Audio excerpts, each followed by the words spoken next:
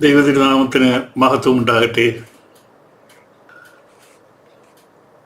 കഴിഞ്ഞ പ്രാവശ്യം നമ്മൾ മറ്റൊരു എന്ന ശീർഷകത്തിൽ നമ്മുടെ 7 ഭോഷത്വങ്ങൾ കണ്ടു. ഇന്ന് രണ്ടാം ഭാഗമാണ്. അതിൻ്റെ ബാക്കി ഞാൻ ഇന്ന് പറയാൻ ശ്രമിക്കാം.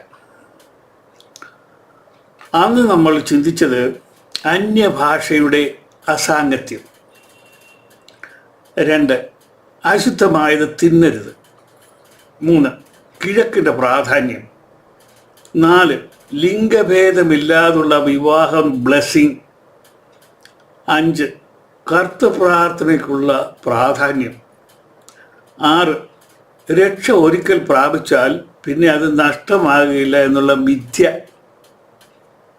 7 നമ്മെ ദൈവവചനം പഠിപ്പിച്ച പൂർവരെ നാം മറക്കരുത്. ഇവയെല്ലാം വേദപുസ്തക വിരുദ്ധമായി അസത്യങ്ങൾ ഭോഷന്മാരെ സാത്താൻ പഠിപ്പിച്ചതാകുന്നു. അതുവഴി സഞ്ചരിച്ചാൽ അവൻ്റെ കൂടെ നരകത്തിൽ കിടക്കാം എന്നാകുന്നു ഒന്നാം ഭാഗം നമ്മൾ കണ്ടത്. അത് വിട്ടൊഴിയുക. കർത്താവ് അനുഗ്രഹിക്കും. നമുക്ക് രണ്ടാം ഭാഗത്തിലേക്ക് കിടക്കാം. രണ്ടാം ഭാഗത്തിൽ നാം ചിന്തിക്കാൻ പോകുന്ന ആദ്യത്തെ വിഷയം സത്യസുവിശേഷം. ഇന്നില്ലാത്ത അതാണ് സത്യസുവിശേഷം. അത് നമ്മുടെ ഈ പഠനത്തിലെ 8ാമത്തെ പോയിൻ്റാണ്. എന്നാൽ ഞങ്ങൾ നിങ്ങളോട് അറിയിച്ചതിന് വിപരീതമായി ഞങ്ങളാകട്ടെ സ്വർഗത്തിൽ നിന്നൊരു ദൂതനാകട്ടെ നിങ്ങളോട് സുവിശേഷം അറിയിച്ചാൽ അവൻ ശപിക്കപ്പെട്ടവൻ. ഞങ്ങൾ മുൻപറഞ്ഞതുപോലെ ഞാനിപ്പോൾ പിന്നെയും പറയുന്നു, നിങ്ങൾ കൈക്കൊണ്ട സുവിശേഷത്തിന് വിപരീതമായി ആരെങ്കിലും നിങ്ങളോട് സുവിശേഷം അറിയിച്ചാൽ അവൻ ശപിക്കപ്പെട്ടവൻ. ഞാൻ വായിച്ചത് ഗലാത്യ ലേഖനം 1:8-9 കണ്ടവൻ പറയുന്നതെല്ലാം കേട്ട് കർത്താവിൻ്റെ വഴിയാണെന്നും പറഞ്ഞ് പോയാൽ നമ്മൾ അധോഗതിയിലേക്കാണ് പോകുന്നത്. അങ്ങനെ പോകാൻ പാടില്ല.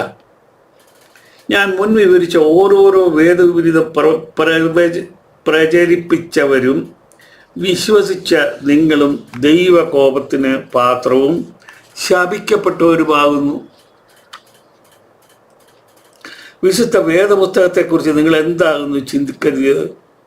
ഷേവ് ചെയ്യാതെ നാറുന്ന കക്ഷത്തിൽ വയ്ക്കാനുള്ള ഒരു തടിച്ച പുസ്തകം തെറ്റി. അത് ദഹിപ്പിക്കുന്ന അഗ്നിയാകുന്നു. ചാമ്പലാകുന്നതിന് മുൻപേ തിരിച്ചറിഞ്ഞ് യേശുവിൻ്റെ കാൽക്കൽ വീഴുക, പാപത്തെ ഉപേക്ഷിക്കുക, അനുതപിക്കുക, രക്ഷ പ്രാപിക്കുക. ഇതാകുന്നു വേദപുസ്തകം ഉദ്ഘോഷിക്കുന്നത്.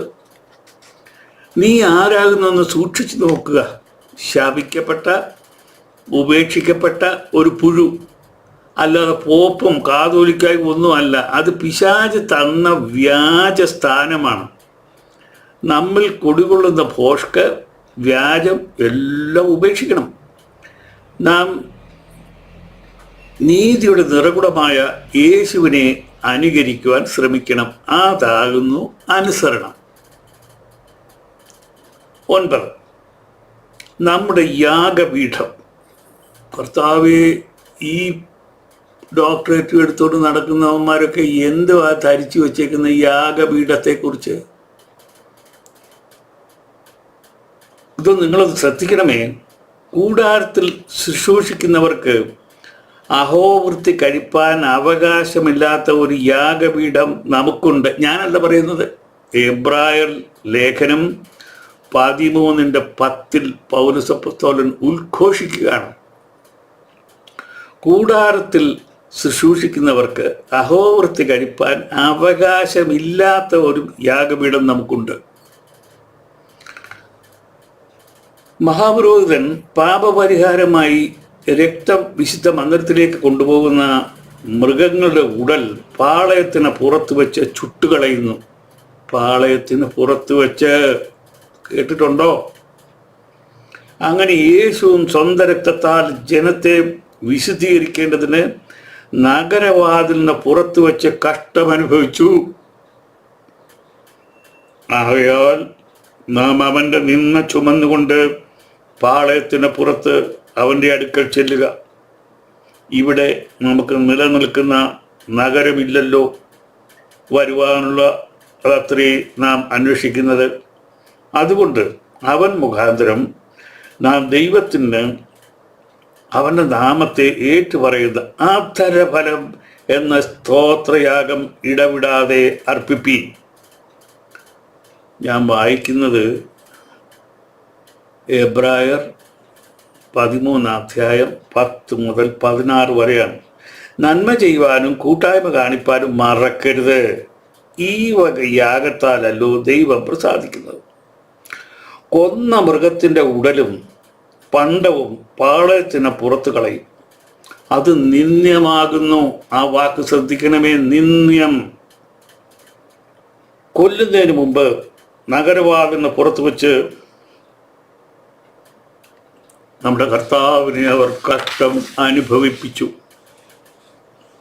ഞാൻ നിങ്ങളെ ഓർപ്പിക്കാൻ, നിങ്ങൾക്കെല്ലാം അറിയാവുന്ന 2 വരി ഒന്ന് പാടാൻ ശ്രമിച്ചോട്ടെ. യേശുവിൻ നിന്നയെ ചുമക്കാം, പാളയത്തിൻ പുറമെ പോകാം. യേശുവിൻ നിന്നയെ ചുമക്കാം, പാളയത്തിൻ പുറമെ പോകാം. സൻബല്ലത്ത് തോബിയാവിൻ കൂട്ടുകെട്ടുകളും ചഞ്ചലമുണ്ടാക്കും കലഹവാക്കുകളും സഹിച്ചവനരികിൽ ചെല്ലാം. യേശുവിൻ നിന്നയെ ചുമക്കാം, പാളയത്തിൻ പുറമെ പോകാം. മറ്റൊരു യേശുവിനെ പ്രകീർത്തിക്കുന്ന ആളുകാരെന്ന് പറഞ്ഞാൽ ഇവിടെ ഞാൻ പറഞ്ഞ സൻബല്ലത്തും തോബിയാവിനെ പോലുള്ള ആൾക്കാരാണ്. നെഹമ്യാവ് എന്ന ദൈവപുരുഷൻ ഈ സൻബല്ലത്തും തോബിയാവും മുഖാന്തരം അനുഭവിച്ച കഷ്ടതകൾ വളരെ വളരെ കഠിനമായിരുന്നു. ഈ മറ്റൊരു യേശുവിൻ്റെ പേര് പറഞ്ഞുകൊണ്ട് നമ്മുടെ കൂട്ടത്തിൽ നടക്കുന്നവരും നമ്മളെ ദ്രോഹിക്കുന്നതും വളരെ കഠിനമാകുന്നു. ഇന്ന് പുരോഹിത വർഗത്തിൻ്റെ അഹോവൃത്തിക്കായി കാട്ടിക്കൂടുന്നതെല്ലാം വേദവിപരീതമാകുന്നു. We have an altar, not a material altar, but a personal one, and that is Christ. He is both our altar and our sacrifice. He sanctifies the gift. ഇതിന് പേരാകുന്നു തിയോളജി. ഞാനത് ഒന്നുകൂടെ വായിച്ചോട്ടെ. We have an altar, not a material one, but a personal one, and that is Christ. ക്രിസ്തുവാകുന്ന യാഗപീഠമാണ് നമുക്കുള്ളത്. അവിടെ ബലി കഴിക്കപ്പെടുന്നതും ക്രിസ്തു തന്നെ. അതിനെ ശുദ്ധീകരിക്കുന്നത് ആര്? ക്രിസ്തു തന്നെ. നമ്മൾ കൊണ്ട് കൊടുക്കുന്നതായ കാഴ്ച അത് സ്വീകരിക്കുന്നത് നമ്മുടെ കർത്താവ് തന്നെ, ക്രിസ്തു തന്നെ. ക്രിസ്തു അത്രേ. കാഴ്ച പോലും ക്രിസ്തു അത്രേ. The altar under the law were types of Christ. The brazen altar of the sacrifice, the golden altar of intercession. Christ, our Passover, is sacrificed for us. 1 Corinthians 5:7. And it follows, therefore, let us keep the feast.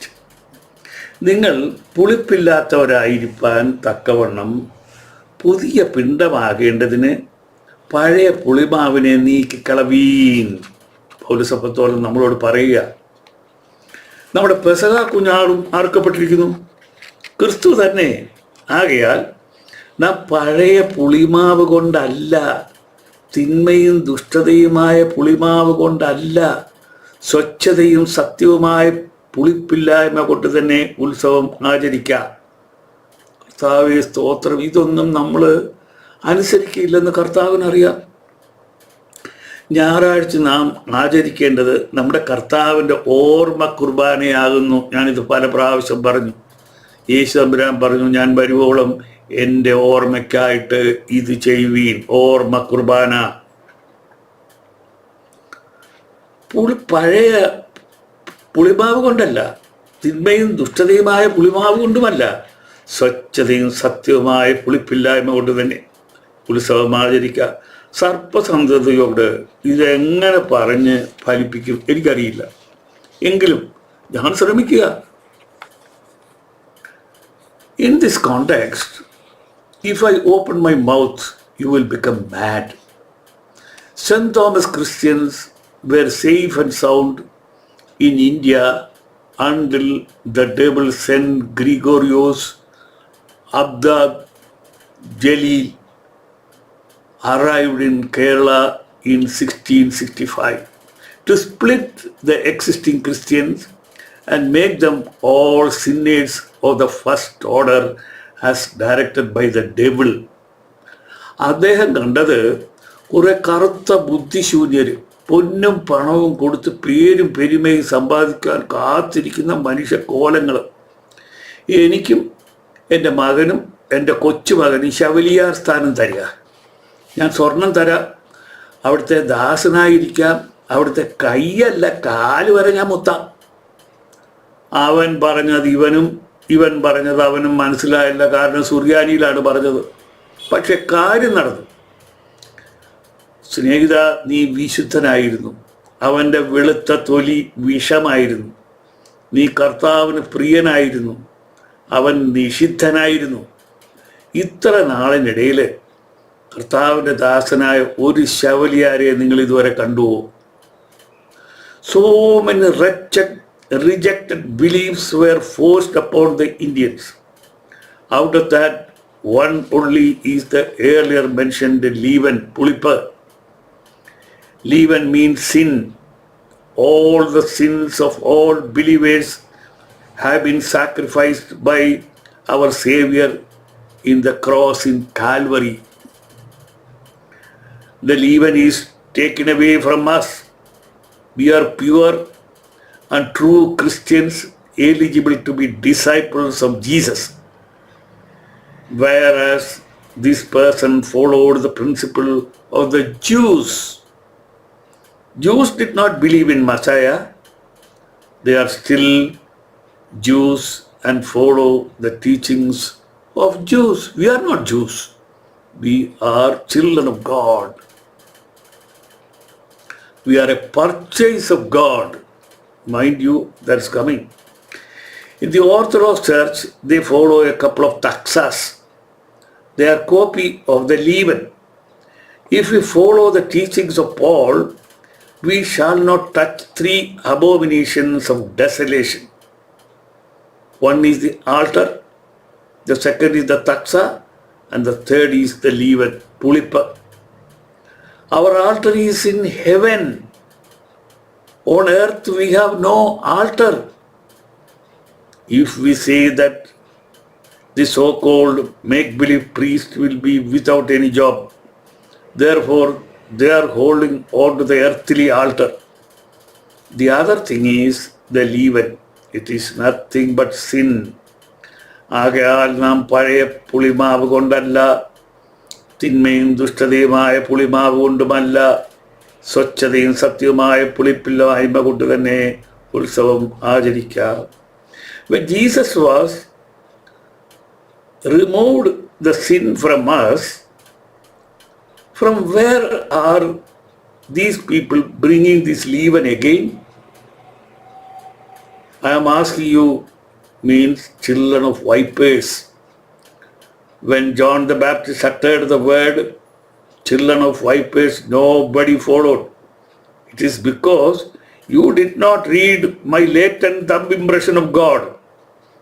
The listeners were Keenites, and they were children of Cain, the son of real viper. നിങ്ങളെ ക്രിസ്തു വിലയ്ക്ക് വാങ്ങിയതല്ല, നിങ്ങൾ സർപ്പസന്ധിതകളാകുന്നു. കേൾക്കുക, അല്ലയോ കുമാരി, കേൾക്കുക, നോക്കുക, ചെവി ചായ്ക്കുക. സ്വജനത്തെയും നിന്റെ പിതൃഭവനത്തെയും മറക്ക.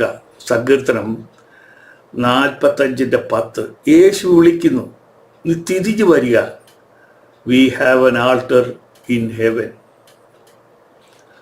അടുത്തത് 10ാമത്തെ പോയിന്റാണ്.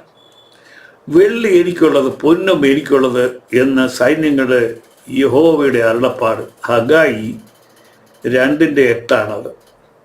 വെള്ളി എനിക്കുള്ളത്, പൊന്നും എനിക്കുള്ളത് എന്ന സൈന്യങ്ങളുടെ യഹോവയുടെ അരുളപ്പാട്.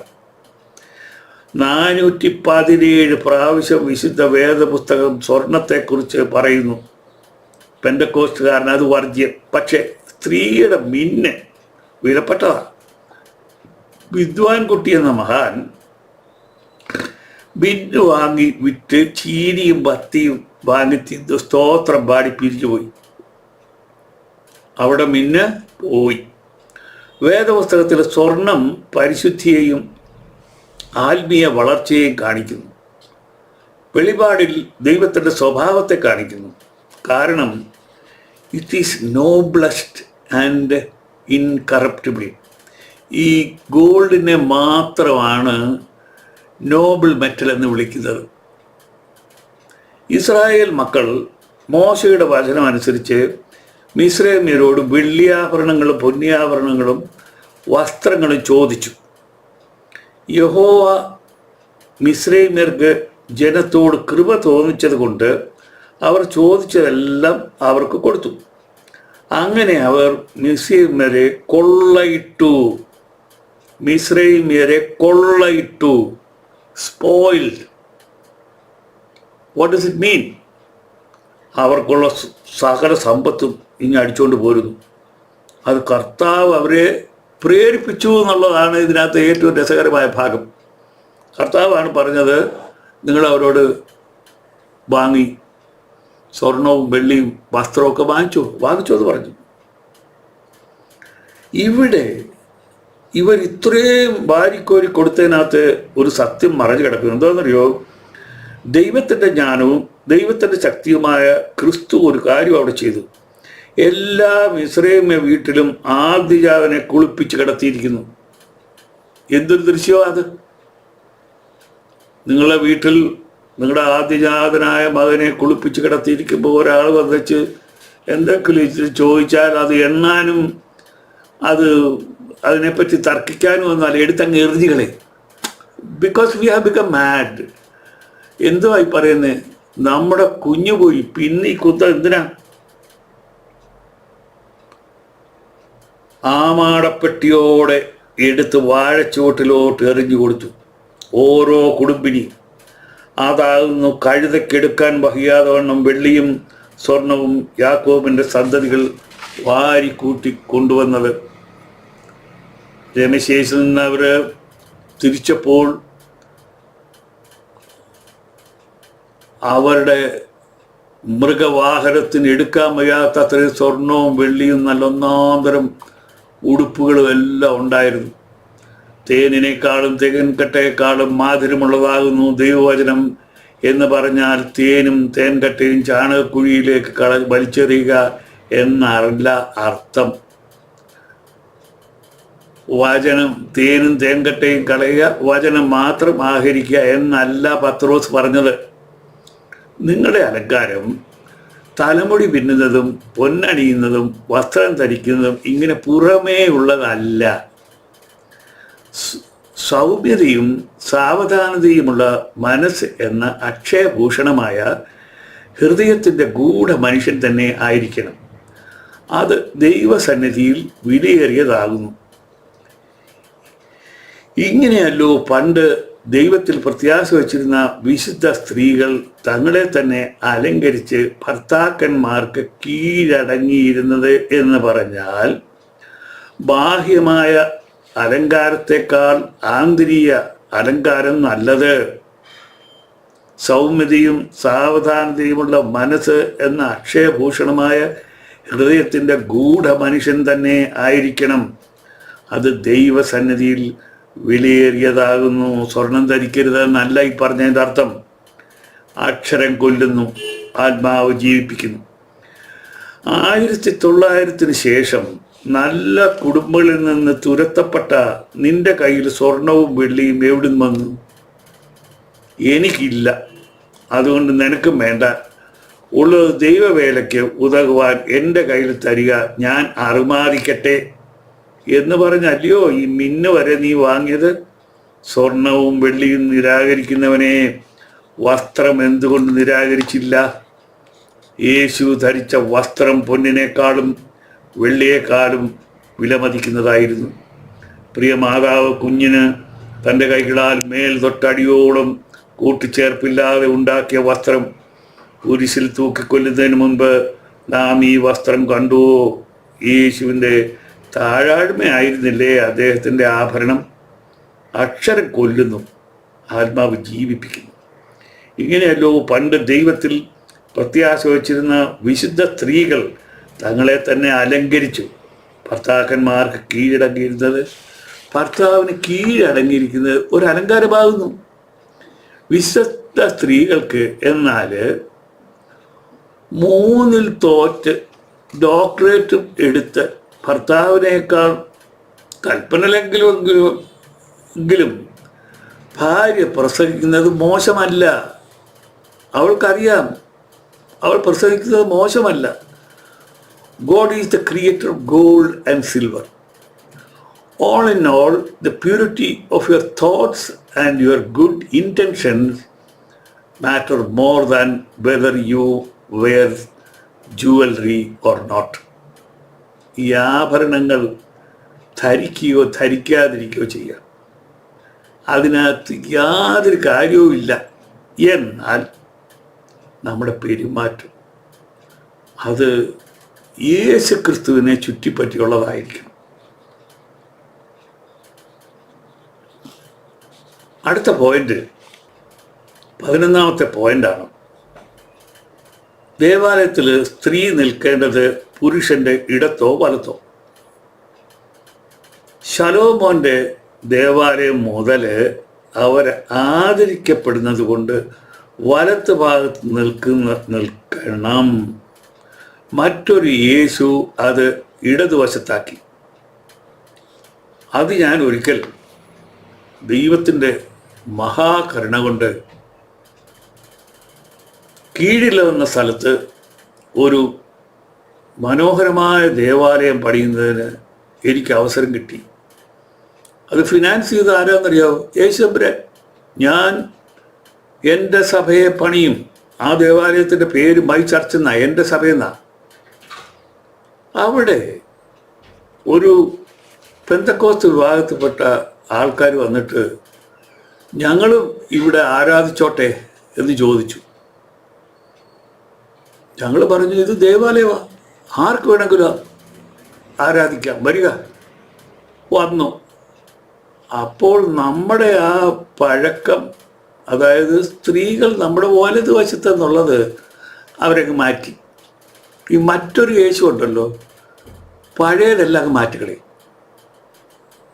അപ്പോൾ അവർ പറയുന്നത് അങ്ങനെ, വേദപുസ്തകത്തിൽ അങ്ങനെ. എങ്ങനെ വേദപുസ്തകം നീ വായിച്ചോ? ഇല്ലല്ലോ. നീ എന്തെങ്കിലും കണ്ടോ? ഇല്ലല്ലോ.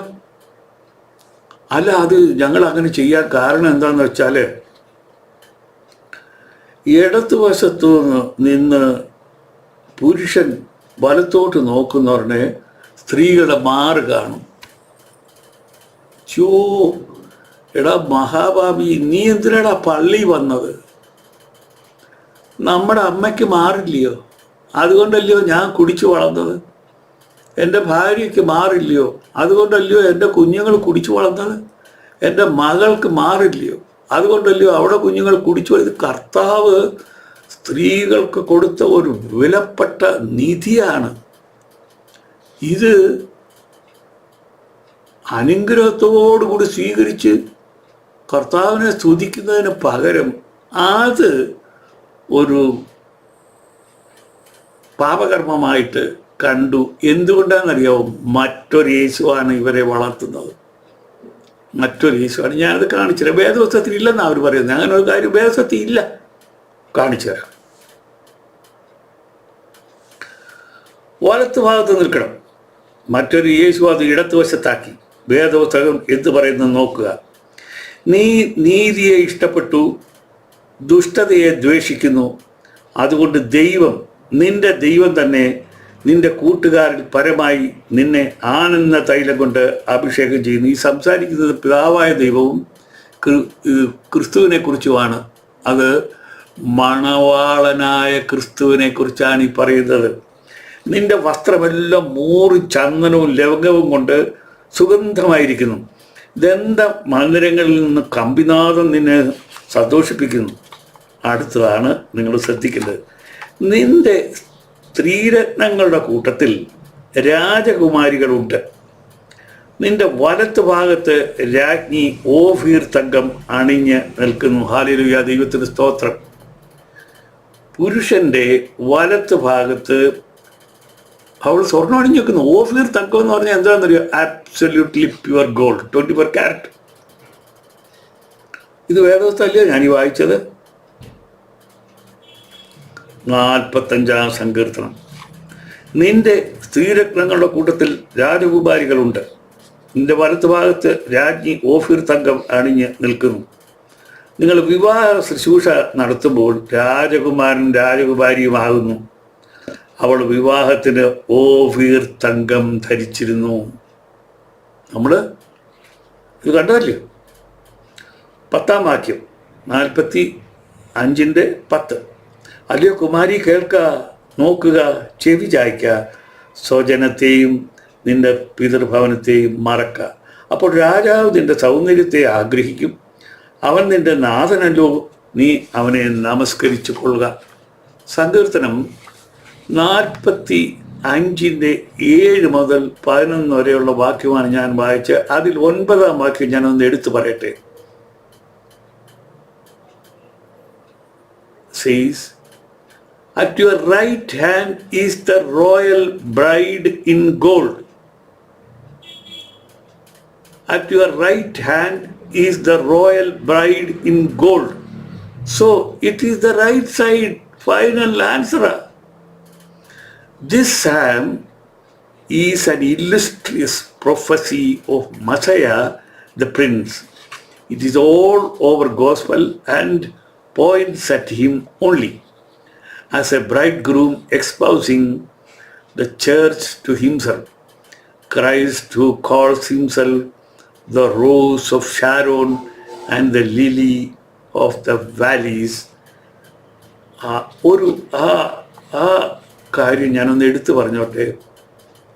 ഷാരോനിൻ പനിനീർ കുസുമമവൻ, താഴ്വരകളിലെ താമരയും മധുരഫലം തരും നാരകമാം തന്നിഴലതിൽ താമസമാം എൻ പ്രിയനെന്തു മനോഹരനാം. തൻ പദമെന്നുമെന്നാശ്രയമാം എൻ പ്രിയനെന്തു മനോഹരനാം. തൻ പദമെന്നുമെന്നാശ്രയമാം. It is a song of loves concerning the holy love that is between Christ and his church. ഒരിക്കൽ കൂടെ 45:9 നിങ്ങളെ ഒന്ന് കേൾപ്പിക്കട്ടെ. നിന്റെ സ്ത്രീരത്നങ്ങളുടെ കൂട്ടത്തിൽ രാജകുമാരികൾ ഉണ്ട്. നിന്റെ വലത്ത് ഭാഗത്ത് രാജ്ഞി ഓഫീർ തങ്കം അണിഞ്ഞു നിൽക്കുന്നു. ഹല്ലേലൂയ, ദൈവത്തിന് സ്തോത്രം. വേദപുസ്തകത്തിൽ നിന്ന് വരവണ്ണം മാറുകയില്ല എന്ന് പറയുകയും വേറൊരു യേശു പറയുമ്പോൾ ഒലക്ക വണ്ണത്തിൽ മാറുകയും ആരുത്. നമ്മുടെ യേശു വിളിക്കുന്നു, ദോഷം വിട്ടകലുക. കുഞ്ഞാടിൻ്റെ പുസ്തകത്തിൽ നമ്മുടെ പേർ കാണണമെങ്കിൽ മറ്റൊരു യേശുവിനെ വർജിക്കുക. 12-ാമത്തെ പോയിന്റോടുകൂടി ഞാൻ ഇന്ന് നിർത്തുകയാണ്. സുവിശേഷം സൗജന്യമായി ലഭിച്ചു. സൗജന്യമായി കൊടുക്കാതെ വിൽക്കുവാൻ പറഞ്ഞത് മറ്റൊരു യേശു. നിങ്ങൾ പോകുമ്പോൾ, യേശുവിൻ്റെ വാക്കാണിത്, കേൾക്കണേ. നിങ്ങൾ പോകുമ്പോൾ സ്വർഗരാജ്യം സമീപിച്ചിരിക്കുന്നു എന്ന് ഘോഷിപ്പീൻ. രോഗികളെ സൗഖ്യമാക്കുവീൻ, മരിച്ചവരെ ഉയർപ്പിപ്പീൻ, കുഷ്ഠരോഗികളെ ശുദ്ധമാക്കുവീൻ, ഭൂതങ്ങളെ പുറത്താക്കുവീൻ, സൗജന്യമായി നിങ്ങൾക്ക് ലഭിച്ചു, സൗജന്യമായി കൊടുപ്പീൻ. ഹല്ലേലൂയ, ദൈവത്തിന് സ്തോത്രം. ദൈവവചനം എന്ന് പറയുന്നത് സൗജന്യമായി നമുക്ക് ലഭിച്ചതാകുന്നു. അത് നമ്മൾ സൗജന്യമായി കൊടുക്കണം എന്ന് തന്നെയല്ല, എത്ര പണം ചെലവാക്കിയും നമ്മളത് കൊടുക്കാനായിട്ട് ഓടണം. മത്തായി 10:7-8 ഞാൻ വായിച്ചത്. കർത്താവിൻ്റെ കൽപ്പന ഇതായിരിക്കെ നിങ്ങൾ കൂലി വാങ്ങിക്കുന്ന ആരോട്? സർപ്പസന്തതിയെ, ആരോടാണ് നിങ്ങൾ കൂലി വാങ്ങിക്കുന്നത്? വേലക്കാരൻ തൻ്റെ ആഹാരത്തിന് യോഗ്യനല്ലോ എന്ന് നിങ്ങൾ പറഞ്ഞുകൊണ്ട് നടക്കുന്നു. ശരി, സംശയമില്ല. അതെ, ഞാൻ സുവിശേഷ വേല ചെയ്യുന്നു. കർത്താവ് രോഗികളെ സൗഖ്യമാക്കുന്നു, ഭൂതങ്ങളെ പുറത്താക്കുന്നു. എൻ്റെ കഞ്ഞിയും കടുമാങ്ങായും എൻ്റെ യജമാനൻ ചോദിക്കാതെ തരുന്നു, സുഭിക്ഷമായി തരുന്നു. നിന്നെ നിയമിച്ചത് പിശാചാകുന്നു. നിങ്ങൾ നിയമിച്ചവനോട്, നിങ്ങളുടെ യജമാനനോട് ചോദിക്കണം. അല്ലാതെ സുവിശേഷം കേട്ടവൻ്റെ 10% അടിച്ചു മാറ്റാൻ നടക്കരുത്. അവനോട് ചോദിക്കുക, അവനാകുന്നു നിന്റെ യജമാനൻ. അതിന് പകരം പാവപ്പെട്ടവൻ്റെ 10% അടിച്ചു മാറ്റാൻ നിൽക്കാതെ നിന്റെ യജമാനനോട് വാങ്ങുക. മറ്റൊരു യേശുവിൻ്റെ പുറകെ പോയവരെല്ലാം ഇതുപോലെ നരകയോഗ്യരാകും. ശമൂവേൽ പ്രവാചകൻ പറഞ്ഞത് ഓർമ്മയിലിരിക്കട്ടെ. യഹോവയുടെ കൽപ്പന അനുസരിക്കുന്നത് പോലെ ഹോമയാഗങ്ങളും ഹനനയാഗങ്ങളും യഹോവയ്ക്ക് പ്രസാദമാകുമോ? ഇതാ, അനുസരിക്കുന്നത് യാഗത്തെക്കാളും ശ്രദ്ധിക്കുന്നത് മുട്ടാടുകളുടെ മേധസ്സിനേക്കാളും നല്ലത്. ഒരു പ്രസംഗത്തിന് 25,000 രൂപ വെച്ച് വാങ്ങിയ പാസ്റ്റർ ഇന്ന് വീട് വിറ്റിട്ട് തെണ്ടുന്നു. ദൈവകൽപ്പനയെ അനുസരിക്കുക. പണം ചാണകത്തെക്കാളും വില കുറഞ്ഞ ഒരു സാഹചര്യം വരും. യേശു വിളിക്കുന്നു, മറ്റൊരു യേശു അല്ല, നമ്മുടെ രക്ഷകനായ യേശു വിളിക്കുന്നു. അനുസരിക്കുക. ദൈവം നിങ്ങളെ അനുഗ്രഹിക്കട്ടെ. എനിക്ക് നിവൃത്തിയുള്ളിടത്തോളം കാലം ഇടയ്ക്കിടയ്ക്ക് ഞാൻ വരും, നിങ്ങളോട് സംസാരിക്കാൻ ശ്രമിക്കും. ഞാൻ ദൈവത്തെ സ്നേഹിക്കുന്നു, നിങ്ങളെ സ്നേഹിക്കുന്നു. അതുകൊണ്ടാണ് ഞാൻ വരുന്നത്. എനിക്ക് പണവും വേണ്ട, പേരും വേണ്ട, പെരുമയും വേണ്ട, ഒന്നും വേണ്ട. കർത്താവിൻ്റെ വഴി വിട്ട് നിങ്ങൾ സഞ്ചരിക്കരുത്. അനുസരണം വലിയേക്കാൾ നല്ലത്. ദൈവം നിങ്ങളെ അനുഗ്രഹിക്കട്ടെ.